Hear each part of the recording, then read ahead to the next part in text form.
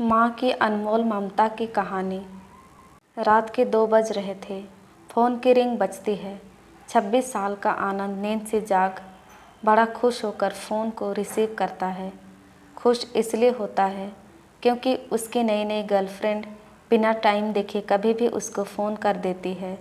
माँ की आवाज़ सुनते ही आनंद के चेहरे के एक्सप्रेशन बदल जाते हैं। वो गुस्से में बोलता है, माँ तुझे समझ नहीं आता क्या? इतनी सी बात के लिए मेरी नींद खराब कर दी। यह बात तो तू मुझे सुबह भी बोल सकती थी। इतना कहकर वह फ़ोन काट देता है। थोड़ी देर बाद फिर से फ़ोन की रिंग बजती है। आनंद फिर से फ़ोन उठाता है और इस बार फ़ोन पर पापा होते हैं। आनंद इस बार आराम से बात करता है। थैंक यू पापा, आपने मुझे बर्थडे विश करने के लिए फ़ोन किया, वो भी इतनी रात को।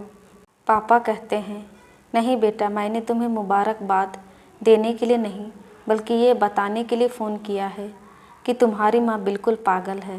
वो इतनी पागल है कि पिछले 1 महीने से मुझे हर दिन तेरा बर्थडे याद दिलाते आ रही है। वो इतनी पागल है कि तू हमसे सैकड़ों किलोमीटर दूर है, फिर भी उसने यहाँ पर खुद अपने हाथों से तेरे लिए केक बनाया है। ऊपर से ये जिद कर बैठी है कि जब तक तुझे विश नहीं कर देती तब तक ना खुद खाना खाएगी ना मुझे खाने देगी।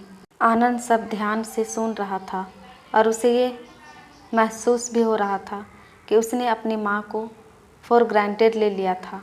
वो बोला, नहीं पापा, माँ बिल्कुल पागल नहीं है। पापा कहते हैं, नहीं बेटा, तू अपनी माँ के पागलपन को नहीं जानता, मैं जानता हूँ। वह तो 26 साल पहले ही पागल हो गई थी जब डॉक्टर ने उसे कहा था या तो हम बच्चे को बचा सकते हैं या आपको।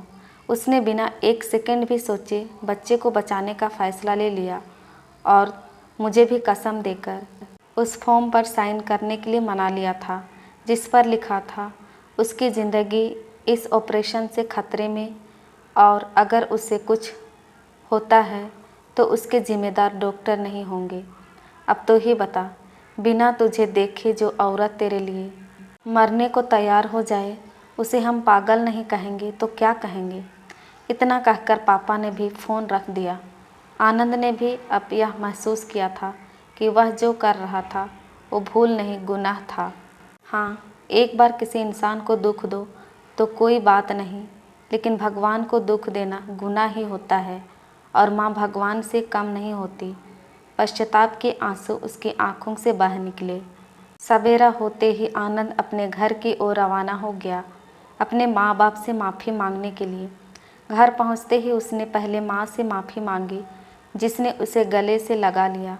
फिर वह अपने पापा से माफ़ी मांगने लगा। पापा ने कहा, कोई बात नहीं बेटा, जा तो वापस चला जा। तेरी माँ हमेशा कहती थी कि तू उसे बुढ़ापे में संभालेगा, लेकिन मैं उसे समझा दूँगा। जैसे आज तक मैं उसे संभालते आया हूँ वैसे ही आगे भी मैं उसका ख्याल रखूँगा। उसे भी यह समझ लेना चाहिए, जो बेटा उसके एक फ़ोन करने से परेशान हो जाए वह उसे उम्र भर क्या संभालेगा। बाप की ऐसी कड़वी बातें सुन आनंद की आंखें बहने लगी।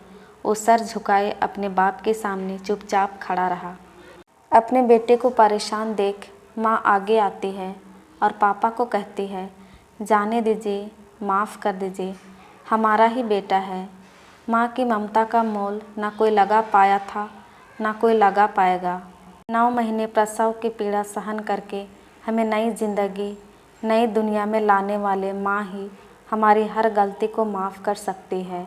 दोस्तों, माँ की अनमोल ममता की कहानी आपको कैसी लगी प्लीज़ कमेंट करके ज़रूर बताइएगा।